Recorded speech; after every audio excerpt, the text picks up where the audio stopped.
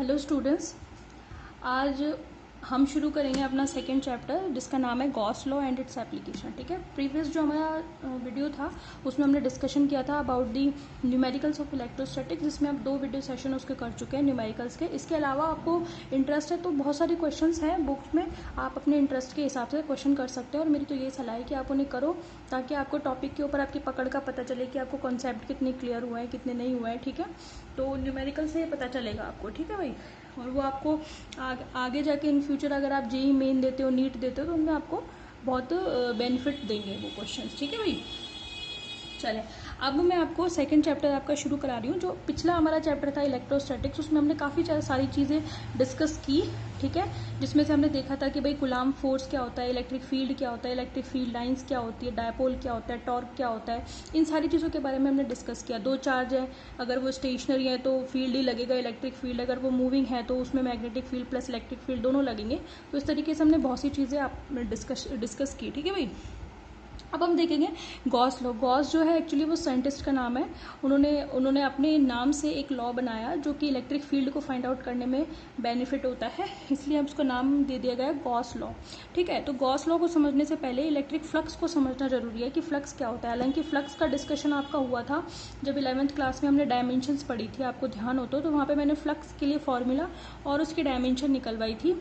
अब क्योंकि अगर फ्लक्स हम इलेक्ट्रिक फील्ड में निकाल रहे हैं तो उसको इलेक्ट्रिक फील्ड नाम दे देते हैं, मैग्नेटिक फील्ड में निकाल रहे हैं तो उसको मैग्नेटिक फ्लक्स नाम दे देते हैं। ठीक है, बेसिक डेफिनेशन फ्लक्स की वही होती है जो वो सेम होती है इलेक्ट्रिक के लिए, सेम होती है मैग्नेटिक के लिए। बस अंतर होता है कि इलेक्ट्रिक फ्लक्स में इलेक्ट्रिक फील्ड काम में लेते हैं और मैग्नेटिक फ्लक्स में मैग्नेटिक फील्ड काम में लेते हैं। समझ में आ गई? तो फ्लक्स क्या होता है सबसे पहले तो वो समझना हमारे लिए बहुत ज़रूरी है। ठीक है भाई, देखें सबसे पहले तो फ्लक्स क्या होता है। सपोज करें आपके पास कोई एरिया है। ठीक है, ये मैंने एक प्लेट ले ली, एक मेरे पास रेक्टेंगुलर प्लेट है जिसको मैंने इस तरीके से रखा हुआ है। ठीक है, ये जो प्लेट है दरअसल मैंने इसको एक यूनिफॉर्म इलेक्ट्रिक फील्ड में रखा हुआ है। ये जो फील्ड है यूनिफॉर्म क्यों कह रहे हैं हम? फील्ड यूनिफॉर्म इसलिए है क्योंकि इसकी जो इलेक्ट्रिक फील्ड लाइंस है that are parallel to each other. ठीक है, और इक्वी डिस्टेंस है। इक्वी डिस्टेंस मतलब एक दूसरे से समान दूरी पर है और फील्ड लाइंस जो हैं वो एक दूसरे के पैरेलल है। समझ में आ गई? तो मैंने आपको बताया था जहाँ पे इलेक्ट्रिक फील्ड लाइंस मैंने समझाई थी तो वहाँ पे बताया भी था मैंने आपको कि कोई भी फील्ड यूनिफॉर्म तब होगा जब electric field lines mutually parallel होंगी और इक्वी डिस्टेंस यानी कि एक दूसरे से इक्वल डिस्टेंस पर होगी। समझ में आ रही है? तो ये मेरे पास कोई सरफेस है, आप चाहें तो इसे नाम दे दें ABCD, और इसको मैंने इलेक्ट्रिक फील्ड में रखा हुआ है। समझ में आ गई बात आपको? अब भाई ये जो ABCD प्लेट है तो कुछ ना कुछ इसका एरिया भी होगा। ठीक है, अब आपको पता है कि ये जो पर्टिकुलर एरिया है इसकी डायरेक्शन किस साइड होगी। अब आप सोचोगे कि मैम एरिया क्या वेक्टर क्वांटिटी होता है? बिल्कुल, एरिया जो होता है आपका वो एक वेक्टर क्वांटिटी होता है और इसकी डायरेक्शन कहाँ होती है? जैसे ये पेपर है। ठीक है, पेपर भी क्या है? एक एरिया है, 2D स्ट्रक्चर है। इसका एरिया जो होगा वो इसके सरफेस के बिल्कुल जस्ट परपेंडिकुलर होगा ऊपर की तरफ। ठीक है, या तो ऊपर होगा या नीचे होगा, परपेंडिकुलर टू दी सरफेस होगा। ठीक है, सो डायरेक्शन ऑफ एरिया या डायरेक्शन ऑफ सरफेस जो होती है that is always perpendicular to that surface होती है। अब ये परपेंडिकुलर बाहर भी हो सकती है, ये परपेंडिकुलर अंदर, यानी कि अगर मैं इस पेज को लेकर के चलूं तो ये ऊपर भी हो सकती है और इसके नीचे भी हो सकती है। समझ में आ रही है आपको? 2 कंडीशंस बनती है इसकी। तो कोई भी एरिया हो, कोई भी पर्टिकुलर 2D सरफेस है तो 2D ही होगी, 3D तो सरफेस हो नहीं सकती, 3D वॉल्यूम होगा। ठीक है, तो कोई भी सरफेस है उसकी डायरेक्शन हमेशा उस पर्टिकुलर सरफेस के हमेशा परपेंडिकुलर होगी। समझ में आ गई? अब वो आउटवर्ड परपेंडिकुलर हो सकती है या फिर इनवर्ड परपेंडिकुलर हो सकती है, 2 ही कंडीशंस पॉसिबल है। तो ये एरिया मैंने ऐसे टेढ़ा रखा हुआ है। ठीक है, तो यूं समझो इसकी डायरेक्शन कहाँ होगी? इसके सेंटर के बिल्कुल परपेंडिकुलर, यानी कि बाहर की, जैसे ये मेरा पेन जिस डायरेक्शन में है ना टेढ़ा, तो ऐसे ही इसके सरफेस की डायरेक्शन होगी। समझ में आ गई बात आपको? तो इसको मैंने कैसे दिखा दिया? इस तरीके से। अब मैं ऐसा तो नहीं दिखा सकती ना, पेपर में 3D स्ट्रक्चर को नहीं दिखा सकती, इसलिए मैं क्या कर रही हूँ इस तरीके से। पेपर में मैं ये कोऑर्डिनेट नहीं बता सकती ना, मैं तो केवल एक y और एक x बता सकती हूँ। पेपर में मैं ये z कैसे बताऊंगी? ऐसे ही बताऊंगी, ठीक है, या फिर मुझे बताना होगा तो मैं उसको ऐसे टेढ़ा कर देती हूँ। इसीलिए मैंने यहाँ पे इस ABCD सरफेस की जो मुझे डायरेक्शन बतानी है सरफेस की, तो वो कैसे होगी, दैट विल बी आउटवर्ड, है ना, लेकिन परपेंडिकुलर होगी। समझ में आ गई आपको बात? तो ये जो है आपका, ये फील्ड के साथ कितना एंगल बनाएगा, मैं इसको पीछे दिखा रही हूँ आपको ताकि मैं एंगल शो कर सकूँ। एंगल कितना है, थीटा, यानी कि जो सरफेस है, सरफेस जो है उसकी डायरेक्शन जो है वो इलेक्ट्रिक फील्ड के साथ कितना एंगल बना रही है, थीटा एंगल बना रही है।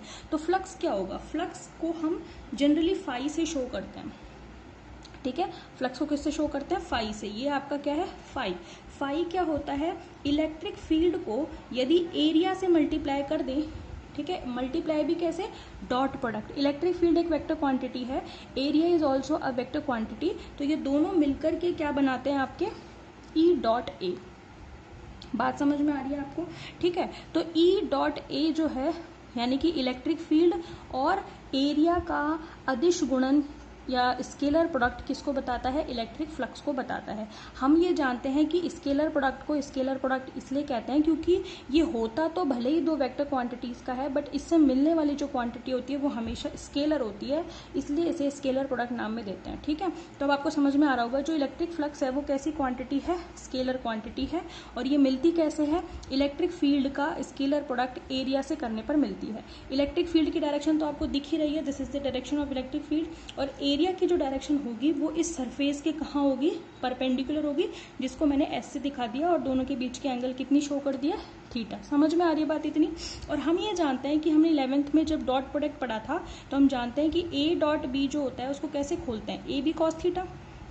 अगर दो वेक्टर है मेरे पास, ए वेक्टर और दूसरा है बी वेक्टर, दोनों के बीच का एंगल थीटा है, तो आपने ऐसे ही तो खोला था ए डॉट बी को, ए बी कॉस थीटा से। तो यहाँ पे इस ई डॉट ए को कैसे खोलोगे आप, phi is equal to E A cos theta.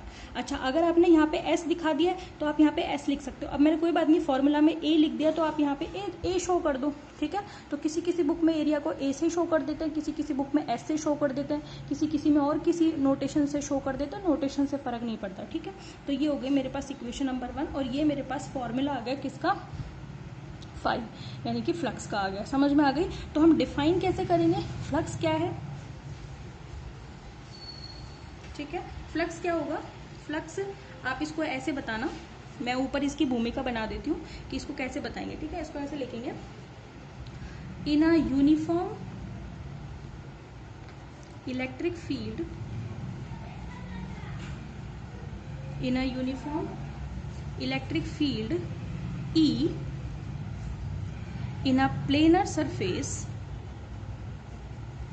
in a planar surface A, electric flux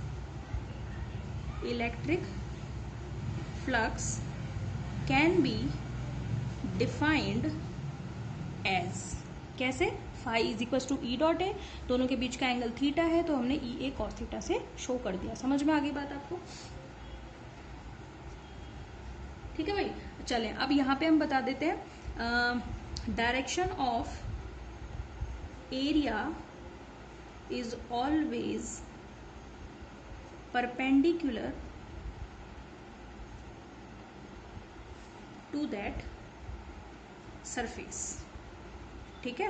तो आप या तो कह दो कि सरफेस के कैसे होगी, परपेंडिकुलर, या नॉर्मल भी कह देते हैं, यानी कि परपेंडिकुलर और नॉर्मल टू दैट सरफेस। समझ में आ गई? कोई भी एरिया हो, अगर वो ऐसे रखा हुआ है तो परपेंडिकुलर ऐसे होगी, ठीक है। टेढ़ा रखा हुआ है, सपोज तिरछा रखा हुआ है तो ऐसे होगी, हमेशा उसके जस्ट परपेंडिकुलर रखना है आपको, ठीक है। बिल्कुल ऐसे आड़ा रखा हुआ है तो उसके जस्ट ऐसे परपेंडिकुलर हो जाएगी, ठीक है। तो इस तरीके से आपको ध्यान रखना है कि एरिया जो होगा उसकी डायरेक्शन हमेशा उसके सरफेस के कैसी होगी, परपेंडिकुलर होगी, ठीक है। चलें अब यहाँ पे आप बता दें कि जो E है वो वेक्टर क्वांटिटी है ही, ए आपने बता दिया वो भी वेक्टर क्वांटिटी, और उसकी डायरेक्शन हमेशा प्लेन के कैसे होगी, परपेंडिकुलर होगी, ठीक है। तीसरी बात ये है कि जो फ्लक्स है, ठीक है, electric flux is a scalar quantity,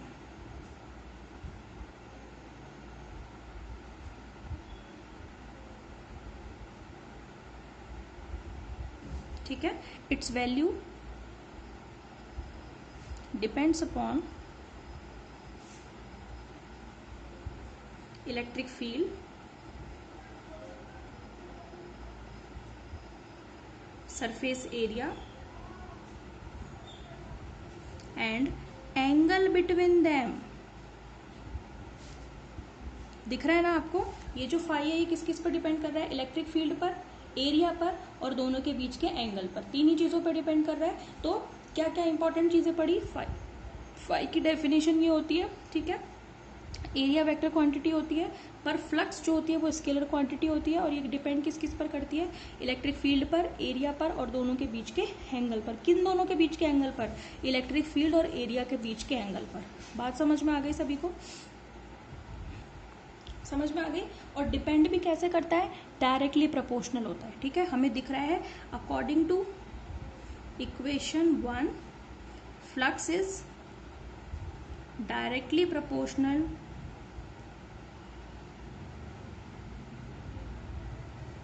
to the electric field lines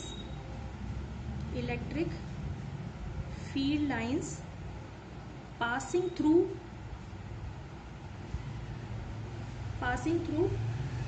that surface, ठीक है। तो electric field lines passing through that surface उसके कैसा होता है, directly proportional. Phi is directly proportional to क्या होता है, ई होता है। समझ में आ गई बात, ठीक है। अब ये जो फाई है इसकी वैल्यू हम देख रहे हैं कि किस पर डिपेंड कर रही है, ई पर, ए पर, थीटा पर, यानी कि ई चेंज करोगे तो फाई चेंज हो जाएगा, ए चेंज करोगे तो फाई चेंज हो जाएगा, एंगल चेंज करोगे तो भी फाई चेंज हो जाएगा। तो हम देखते हैं what is the dependency of electric flux phi upon the angle between E and A. समझ में आ गई। तो डिपेंडेंसी क्या होती है वो देखते हैं। तो एक तरीके से आप एक इसी में एक सब हेडिंग डाल लें, dependency of phi upon angle theta between E and A. समझ में आ गई कि क्या डिपेंडेंसी रहती है, ठीक है। केस फर्स्ट देखें, if theta is equal to 0 degree है, यानी कि ई जिस डायरेक्शन में फील्ड है उसी डायरेक्शन में अगर इसका एरिया भी हो। समझ में आ गई। तो आपको पता है उस केस में जो रखा हुआ होगा हमारा सरफेस वो कैसे रखा होगा, ऐसे समझ लो। तो ये जो अगर मेरा हाथ सरफेस है, ठीक है, तो इसकी जो डायरेक्शन होगी परपेंडिकुलर टू सरफेस होगी, यानी कि ये जो सरफेस है उसके परपेंडिकुलर होगी यहाँ।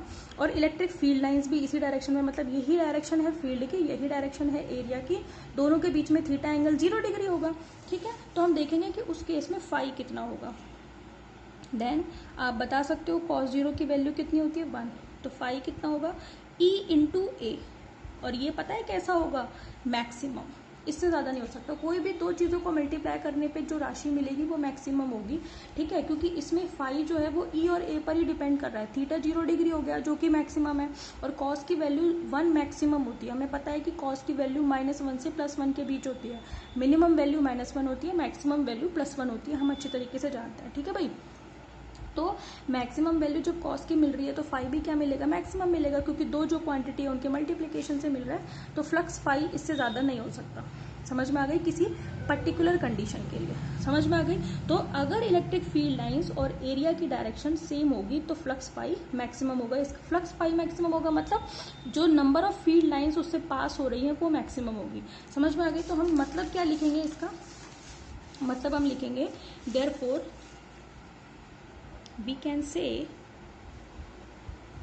say that if electric field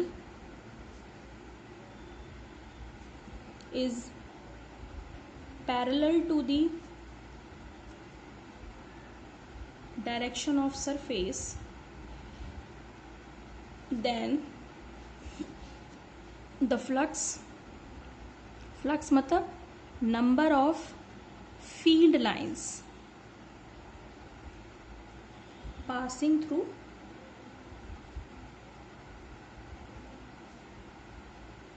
surface will be maximum, ठीक है। यानी कि इस सरफेस से पास होने वाली जो फील्ड लाइन है वो मैक्सिमम होगी, उससे ज्यादा नहीं हो सकती। समझ में आ गई बात आपको, ठीक है। अब देखें नंबर 2 केस नंबर 2, वो क्या है कि if theta is equal to आपका क्या हो जाए 90 डिग्री, ठीक है। तो आपको पता है कि cos 90 की वैल्यू क्या होती है भाई, 0 होती है। ठीक है, तो इस केस में आपका जो फाई होगा वो भी क्या हो जाएगा, 0, क्योंकि cos आप यहाँ पे रखोगे तो मल्टीप्लाई होकर सारा 0 हो जाएगा। तो आप क्या कहोगे कि जब सरफेस की डायरेक्शन परपेंडिकुलर हो जाए किसके, फील्ड इस डायरेक्शन में है, जो सरफेस है उसकी डायरेक्शन ये है, परपेंडिकुलर हो जाए तो कोई फ्लक्स पास नहीं होगा, इसका मतलब कोई भी इलेक्ट्रिक फील्ड लाइन पास नहीं होगी। तो आप क्या कह सकते हैं, आप ये कह सकते हैं therefore we can say that if E is perpendicular to A, then no field line will pass